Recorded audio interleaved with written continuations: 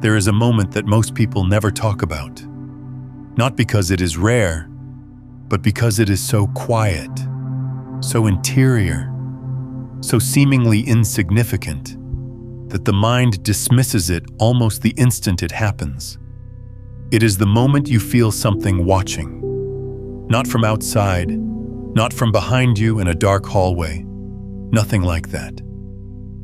It is the moment you catch yourself in the middle of an ordinary thought, an ordinary afternoon, an ordinary breath, and something shifts, as though a curtain you did not know was there moved half an inch to the side. And in that gap, something looked back at you, something that felt older than your name, deeper than your history, wider than anything your biography could contain. You probably blinked. You probably went back to whatever you were doing. But something stayed. A residue. A warmth. A strange, inexplicable sense that you had been noticed by something you could not see. If you are hearing these words right now, that moment was not random. And what noticed you was not separate from you. It was the part of the universe that has been waiting, with extraordinary patience, for you to turn around and notice it back. Most spiritual traditions frame the idea of being chosen as something that happens to a select few. A prophet is called in the desert. A saint is visited by light. A mystic is struck by revelation in a monastery. And the rest of us, presumably, are left to figure things out on our own, hoping that if we pray hard enough, or meditate long enough, or accumulate enough good behavior, maybe the divine will glance our way. But what if that entire framework is inverted? What if being chosen is not something that happens to you from the outside, but something that has already happened at the deepest layer of what you are? What if the consciousness you call God did not choose you the way a person picks a name from a list, but the way an ocean chooses a wave?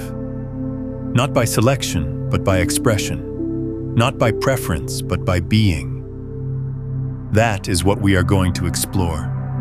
Not as a comforting platitude, not as spiritual flattery designed to make you feel special without changing anything, but as a precise investigation into what it actually means for consciousness to choose, what the mechanism looks like at the quantum level, what the ancient traditions were pointing at when they described divine election, and most importantly, what changes in your life when you stop waiting to be chosen and realize you already have been. Let us start with something that happened in a laboratory, because the physical world has a way of confirming what the soul already suspects. In 1978, the physicist John Wheeler proposed a thought experiment that would not be fully tested for decades, but that shattered one of the deepest assumptions in classical science. He called it the delayed choice experiment. Here is what it involves, and the details matter, so stay with this. In the standard double-slit experiment, a particle, say a photon, is fired at a barrier with two slits. If no one observes which slit the photon goes through, it behaves as a wave, passing through both slits simultaneously and creating an interference pattern on the detector screen behind the barrier.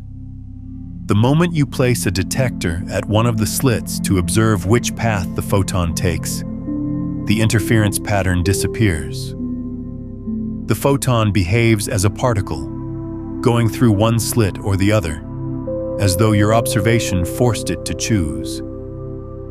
This alone is strange enough, but Wheeler pushed it further. What if, he asked, you waited until after the photon had already passed through the slits to decide whether or not to observe it? What if the choice to measure came after the event that measurement would supposedly influence? Logically, in a world where cause precedes effect, this should not matter. The photon already went through the slits. Its behavior should already be determined. But when the experiment was finally carried out, first by Carol Alley and collaborators in the mid-1980s, and later with increasing precision by teams around the world, the results defied every classical expectation. The photon's behavior, wave or particle, correlated with the observer's choice even when that choice was made after the photon had already traveled through the apparatus, as though the act of observation reached backward through time and shaped the photon's history.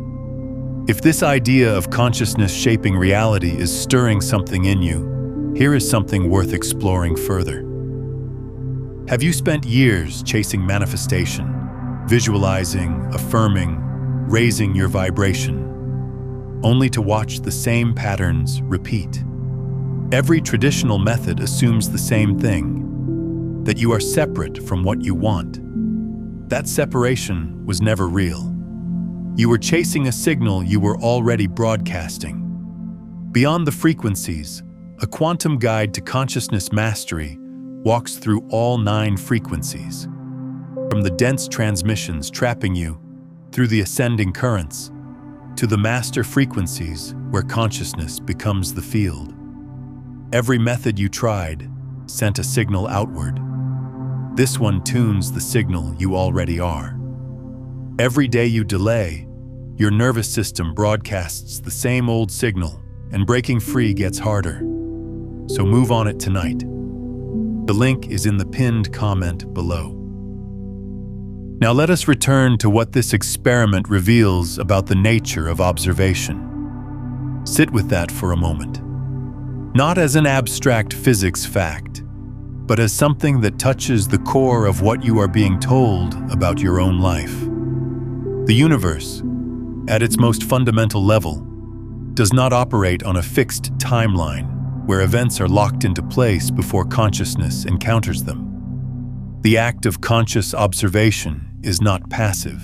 It participates in the construction of reality, and it does so in a way that does not respect the boundary between past and future. Wheeler himself said that we are not merely observers but participators.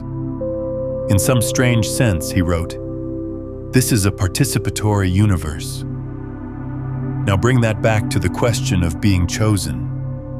If consciousness does not simply watch reality unfold, but actively participates in its formation, then the relationship between you and the intelligence behind the universe is not the relationship between a spectator and a stage. It is more like the relationship between a wave and the ocean it rises from. The wave does not petition the ocean for permission to exist. The ocean does not select certain waves and reject others. The wave is the ocean, expressing itself in a particular shape, at a particular moment, in a particular place. And when the wave becomes aware that it is made of ocean, something extraordinary happens. Not to the ocean, which was always whole, but to the wave, which suddenly understands why it has always felt pulled towards something it could not name. This is what the mystics were describing, though they used different language. In the Chandogya Upanishad, one of the oldest philosophical texts in human history, composed somewhere around the 8th century before the Common Era, there is a teaching that has been repeated for 3,000 years. Tat Tvam Asi. Thou art that. The teacher Uddalaka is speaking to his son Shvetaketu, who has returned from years of formal education filled with intellectual knowledge, but missing the one thing that matters. Uddalaka asks him to bring a fruit from the banyan tree. "Break it open," he says.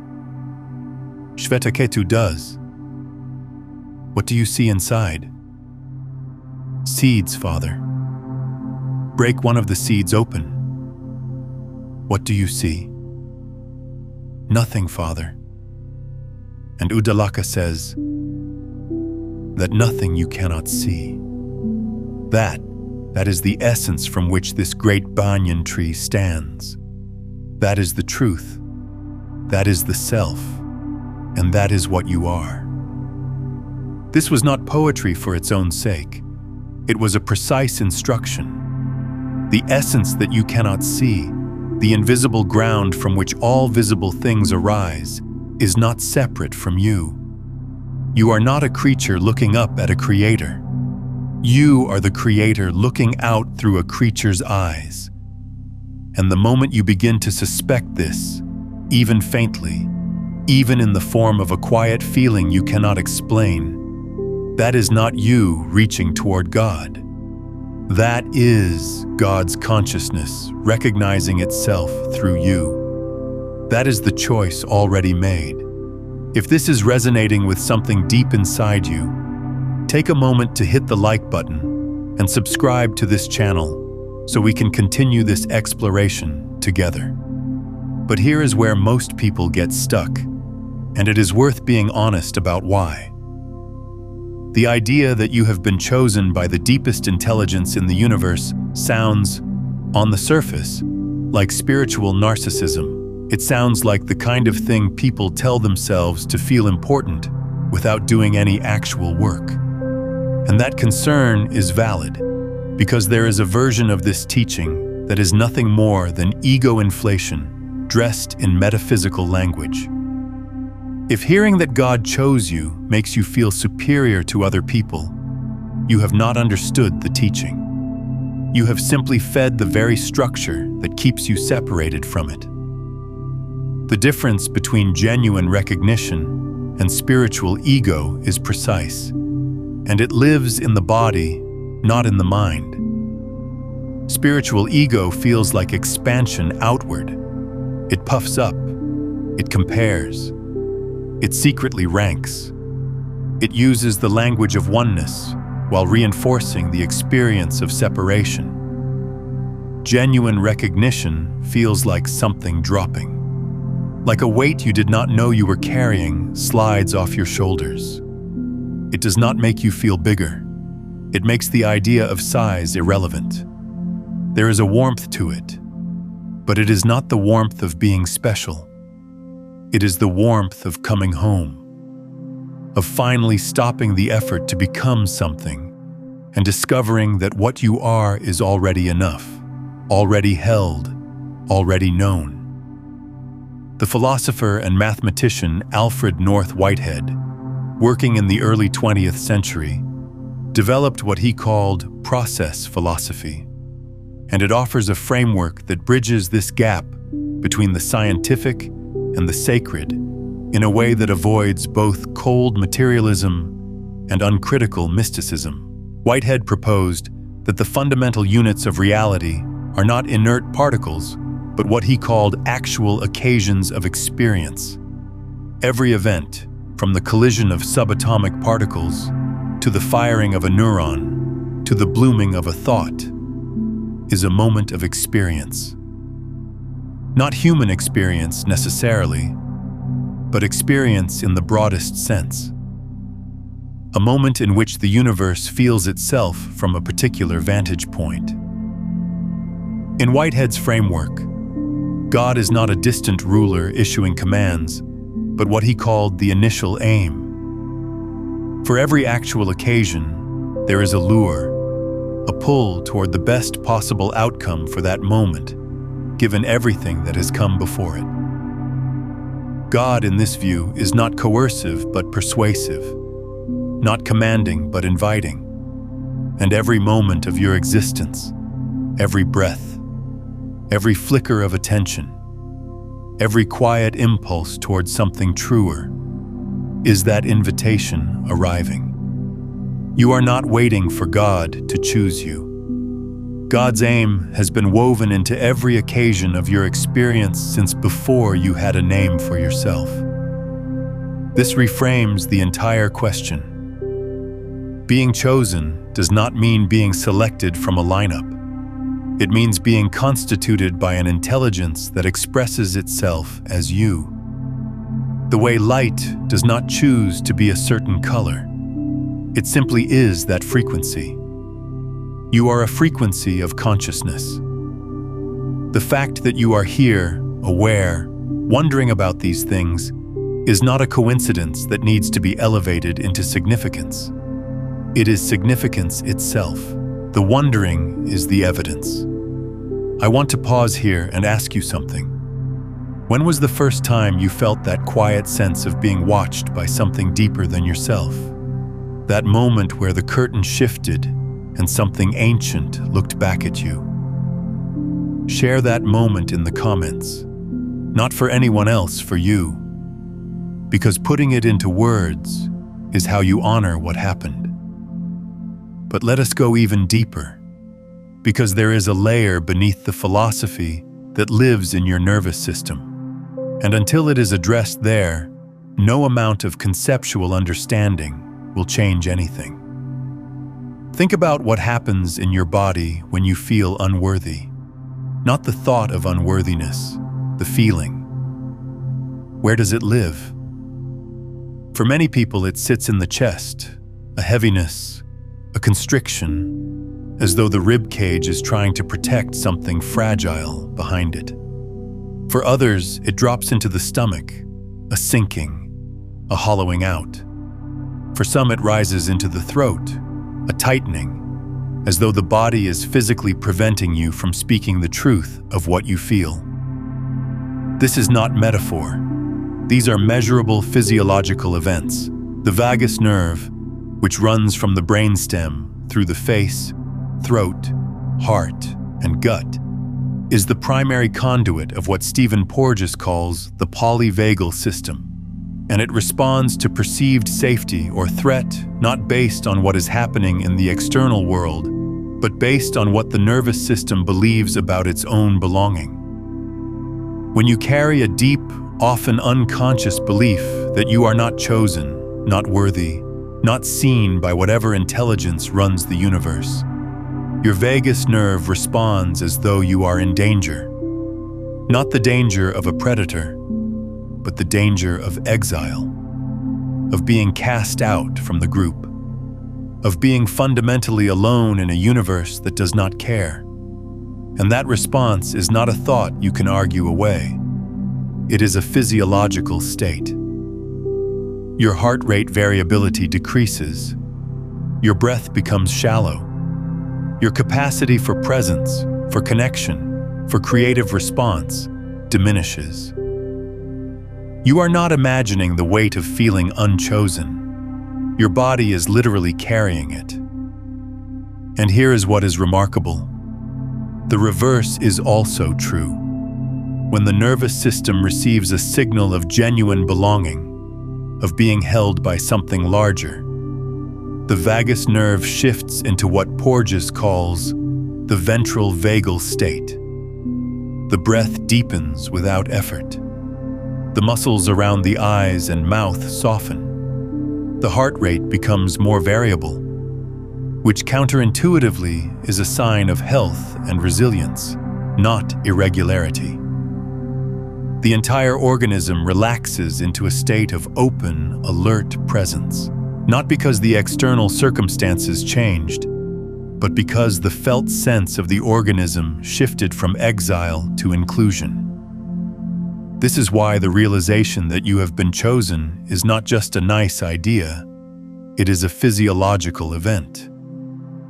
When it lands, not in the mind but in the body, it rewires the baseline state of your nervous system. You stop operating from the unconscious assumption that you need to earn your place in reality and start operating from the felt sense that your place was never in question. And from that state, everything you do, every relationship you enter, every creative act you attempt, every challenge you face, arises from a fundamentally different ground.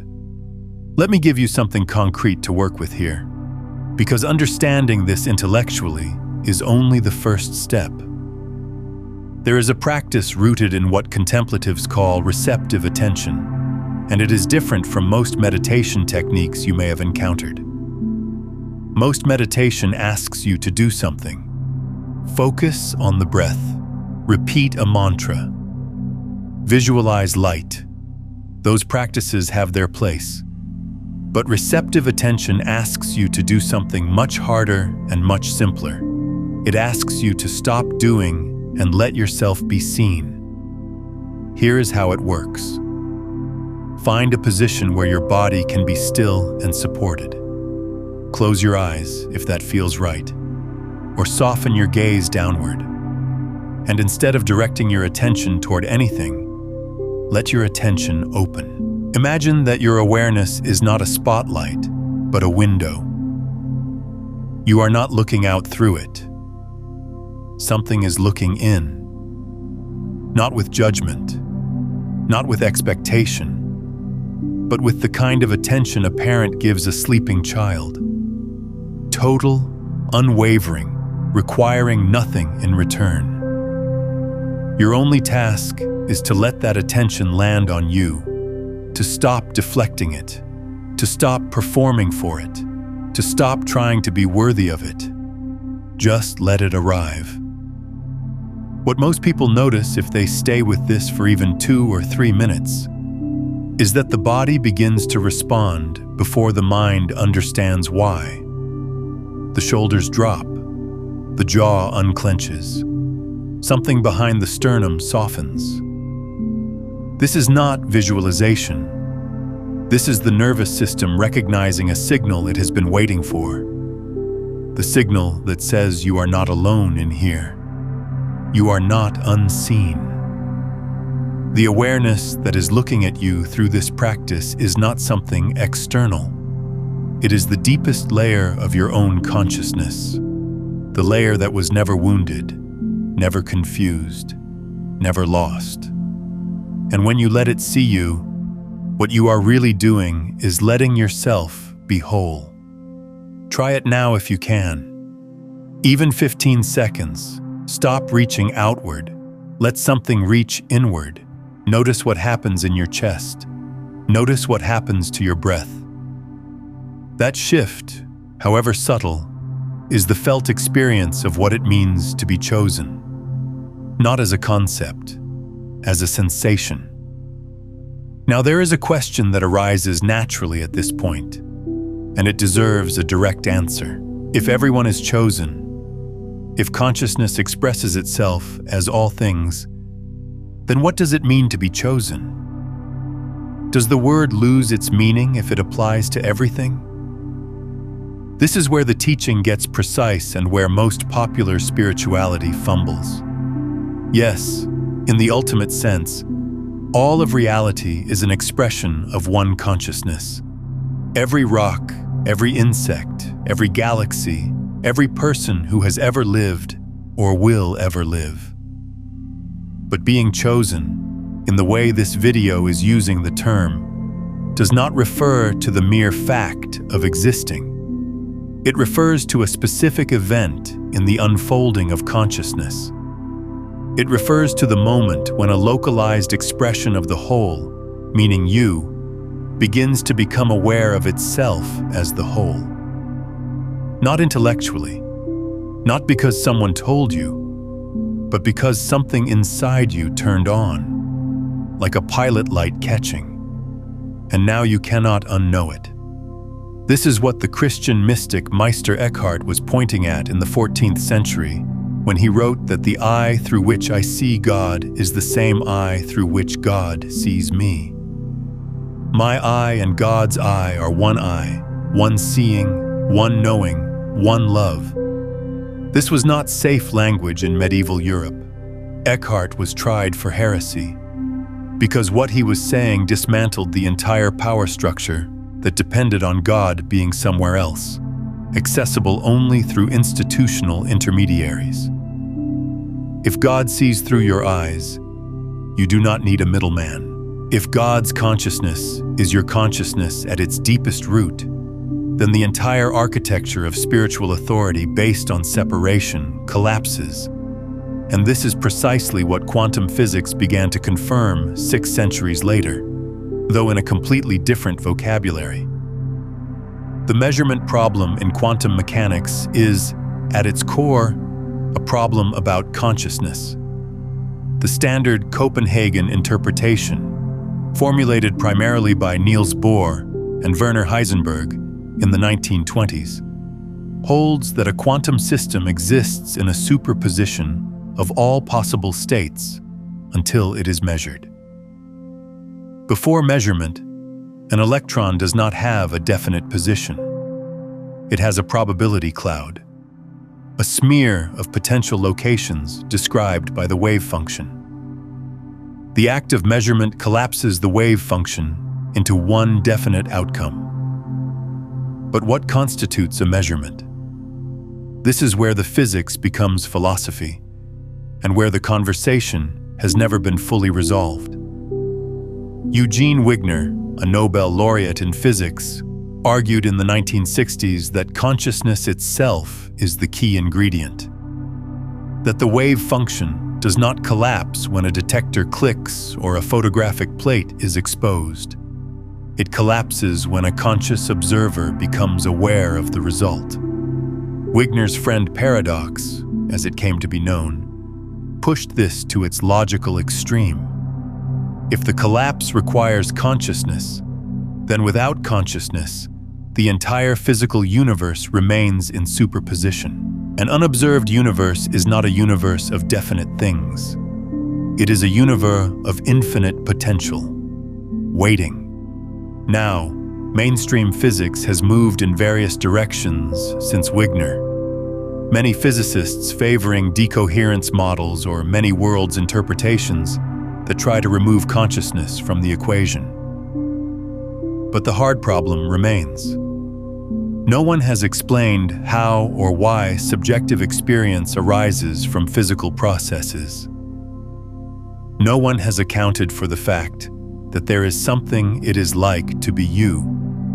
And until that problem is solved, the possibility that consciousness is not a product of the universe, but a feature of its foundation, remains not only open, but, to a growing number of serious thinkers, likely.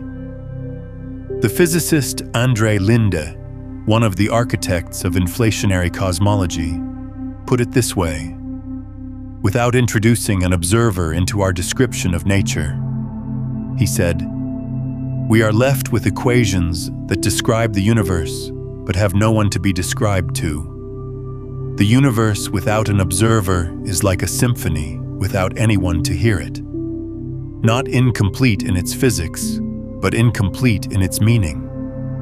And meaning is not a decorative addition to reality. It is the thing that makes reality real to itself.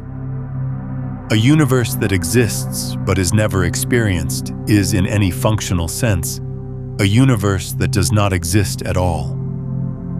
Your awareness is not incidental to the cosmos. It is the cosmos knowing itself.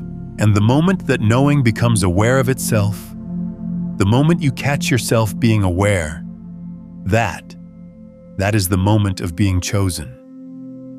Not chosen by something external, chosen by the very fabric of existence to be the point at which it opens its eyes. This is why the feeling that brought you here, that quiet sense of being called, of being on the edge of something, of being meant to hear this, is not wishful thinking. It is a signal.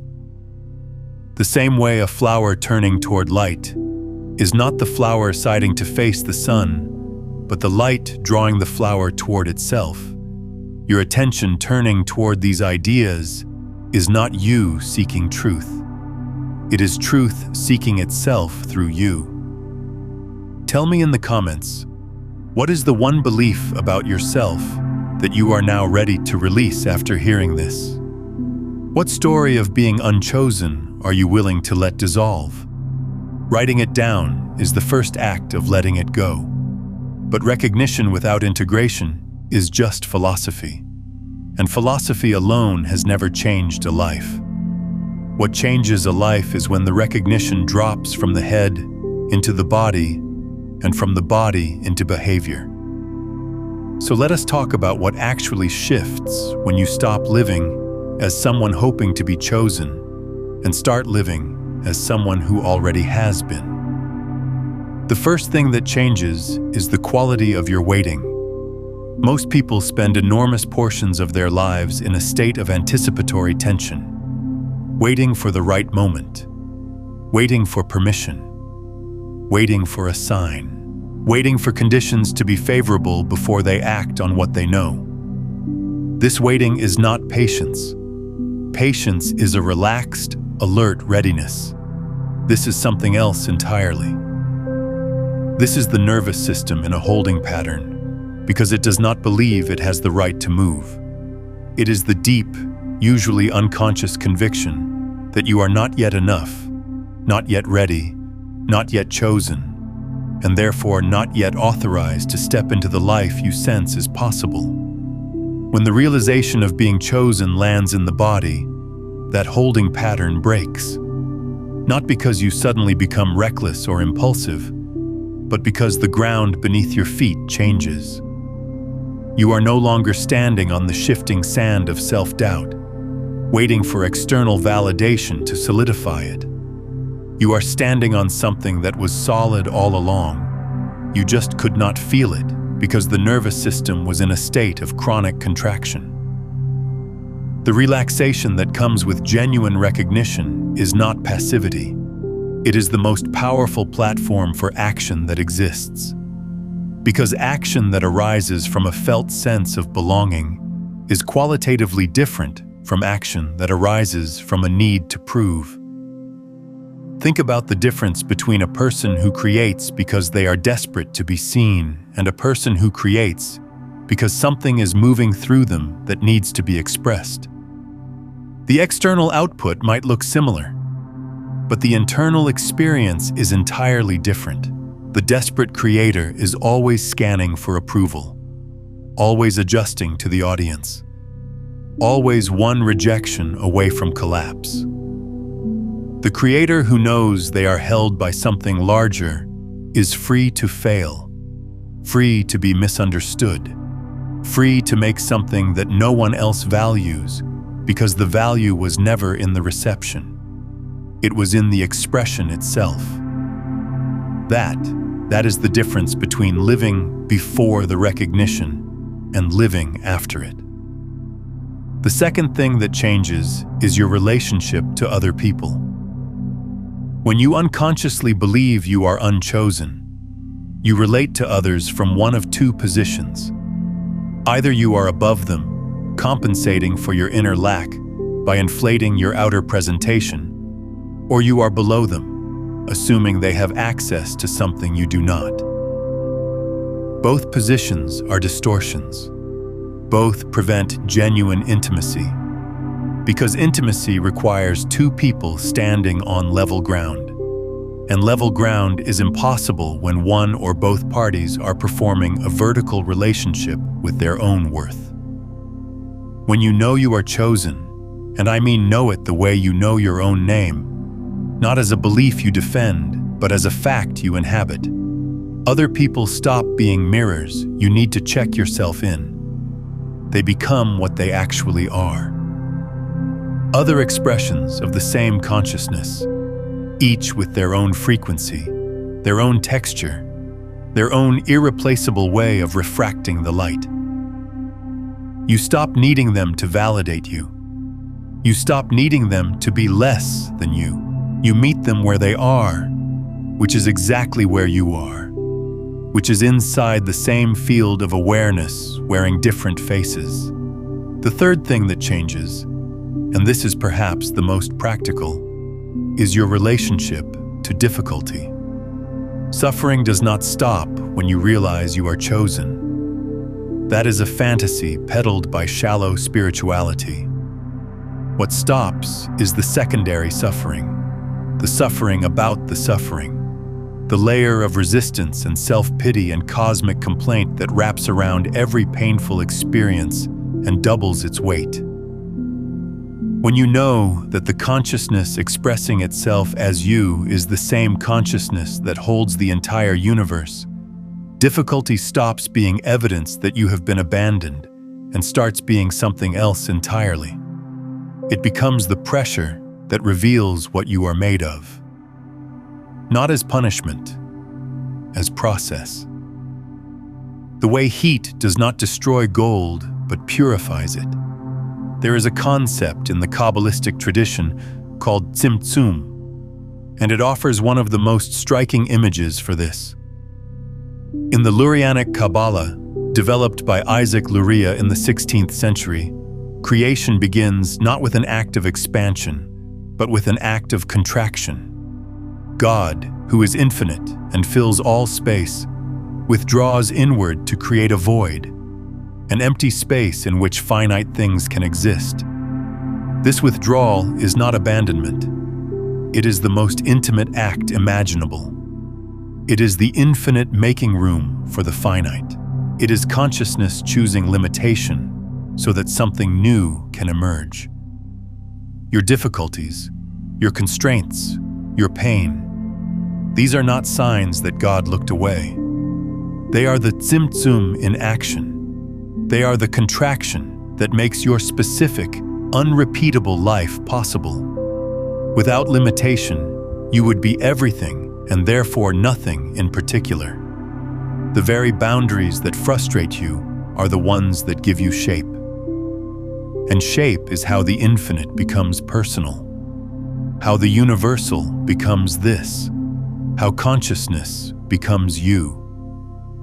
There is a particular quality of attention that arises when you begin to live from this understanding, and it is worth describing precisely because it is easy to confuse with things it is not. It is not bliss. It is not perpetual calm. It is not the absence of negative emotion. It is something more like clarity with warmth, a steady, quiet knowing that you are held, even when you are hurting, even when you are confused, even when the circumstances of your life look nothing like what you hoped for. The knowing does not depend on the circumstances. It underlies them. It is the ground they stand on. The physicist David Bohm, who spent decades exploring the relationship between consciousness and physics, described something he called the implicate order. In Bohm's framework, the reality we perceive, the world of separate objects and sequential events, is the explicate order. It is the surface. Beneath it lies the implicate order, a deeper level of reality in which everything is enfolded into everything else. Separation is an appearance. At the implicate level, the electron on one side of the universe and the electron on the other are not two things that happen to be connected. They are one movement, one unbroken wholeness, temporarily appearing as two. Your sense of being separate from the intelligence that created you is an artifact of the explicate order. It is real at the surface level, the way a wave is really a wave, but it is not the whole truth. At the implicate level, you and the consciousness you call God are not in a relationship. You are one movement. The choosing already happened, not in time, but in the structure of reality itself. You are chosen the way a note is chosen by a melody, not added from outside but essential to the pattern. Remove the note and the melody is not the same melody. Remove you and the universe is not the same universe. This is not flattery. This is physics extended to its logical conclusion. And the conclusion is not that you are special in the way the ego wants to be special, elevated above others, exempt from difficulty, guaranteed success. The conclusion is that you are necessary, that your specific configuration of awareness, your particular way of experiencing the world, your exact blend of gifts and wounds and questions, is something the universe needs in order to know itself completely, not generically. Specifically, the universe did not need a person. It needed you. And here is the part that will be uncomfortable for some. If you are chosen, you are also responsible. Not responsible in the guilt-laden way that religion has often weaponized the word, but responsible in its original sense. Response-able, able to respond. If the consciousness of the universe is looking through your eyes, then what you look at matters. If it is listening through your ears, then what you give your attention to matters. If it is acting through your hands, then what you do with your time on this planet is not a private affair. It is a cosmic one. This does not mean you need to save the world. It means you need to stop hiding from your own depth. It means the places where you have been playing small, telling yourself you are not ready, not worthy, not chosen. Those places are not protecting you. They are depriving the universe of something it cannot get anywhere else. Your specific note, your particular frequency, the exact way that infinite consciousness refracts through the lens of your life. Consider sharing this video with someone you know who has been carrying the weight of feeling unchosen or unseen. When you share these ideas, you are not just passing along words.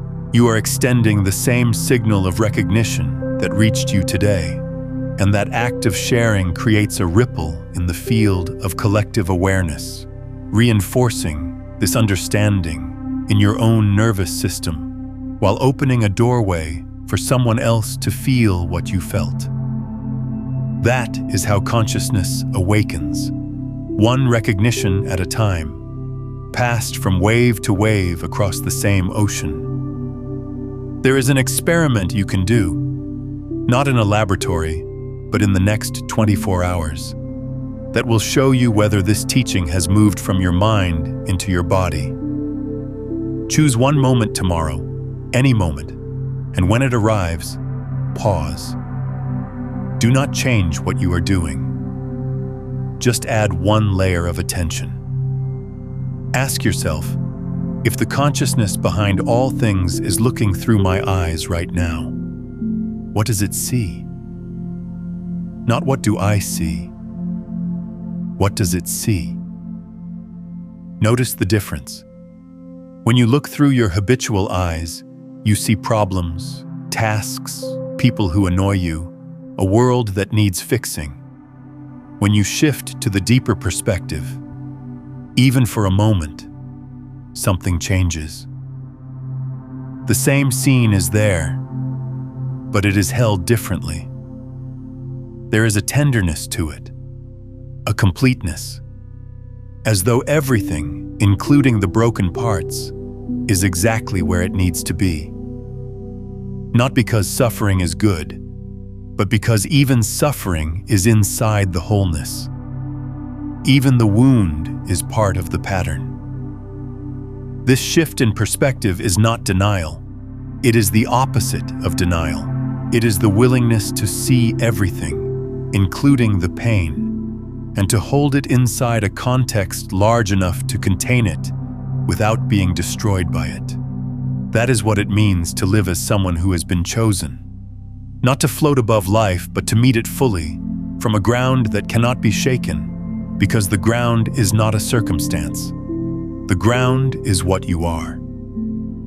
The Sufi poet Rumi wrote something 8 centuries ago that still carries the precision of direct experience. He said, "You are not a drop in the ocean. You are the entire ocean in a drop." This is not metaphor in the decorative sense. It is a technical description of the relationship between the individual and the whole. A drop contains the same chemical composition as the ocean. Its water is ocean water. Its salt is ocean salt. It is not a miniature copy of the ocean. It is the ocean fully present in a small form, and when the drop realizes this, it does not lose itself. It finds itself for the first time. Because what it thought was its limitation, its smallness, its separateness, was actually the specific shape through which the ocean chose to know itself in that moment. You are that drop. And the knowing that is rising in you right now, the knowing that brought you to this exact moment, this exact set of words, this exact breath, that knowing is the ocean recognizing itself. It does not need your permission. It does not require your belief. It is happening whether you consent to it or not.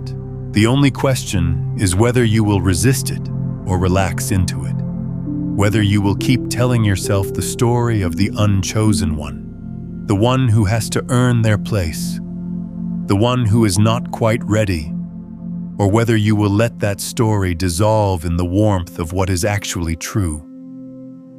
And what is actually true is simpler than the mind wants it to be. You did not find this by accident. The consciousness that holds galaxies in orbit and collapses wave functions into particles and turns seeds into forests. That same consciousness is the one reading these words through your eyes right now. It chose this moment. It chose this message. It chose you. Not because you are better than anyone else, because you are you, and you is what it wanted to be, right here, right now, looking out at a world it made, through the only eyes that see it exactly this way. Let that not be something you think about. Let it be something you feel, right now, in your chest. In the space behind your sternum where the warmth gathers when something true lands. That warmth is not an emotion. It is a recognition. It is consciousness greeting itself. And it has been waiting, with more patience than you can imagine, for you to stop looking elsewhere and feel it where it has always been. You were not chosen yesterday. You were not chosen when you clicked on this video. You were chosen before time had a direction, before space had a shape, before the first particle flickered into existence from the quantum vacuum. You were chosen in the way that the laws of physics were chosen, not by a decision, but by a necessity so deep it precedes the concept of choice itself. The only thing left is to live like it. Not tomorrow, not when you are ready, now. In the way you breathe, in the way you meet the next person who crosses your path, in the way you hold your own pain without flinching, in the way you let yourself be seen fully, without armor, without performance, without the exhausting pretense that you are anything other than what you are, which is the universe, awake, aware, and choosing itself one more time. If this reached something in you that goes deeper than words, if you felt even a flicker of that recognition in your chest, take one breath right now and let it land. Do not rush past it. This is the moment the teaching moves from concept to experience. And if you want to continue this exploration, if you want to keep turning toward the depth that is turning toward you, stay close. Subscribe to this channel. Leave a word in the comments, any word that captures what you felt. Not for the algorithm, though that helps. For you. Because naming what moved in you is how you anchor it in the body. It is how recognition becomes remembrance. And remembrance is how the chosen stop forgetting.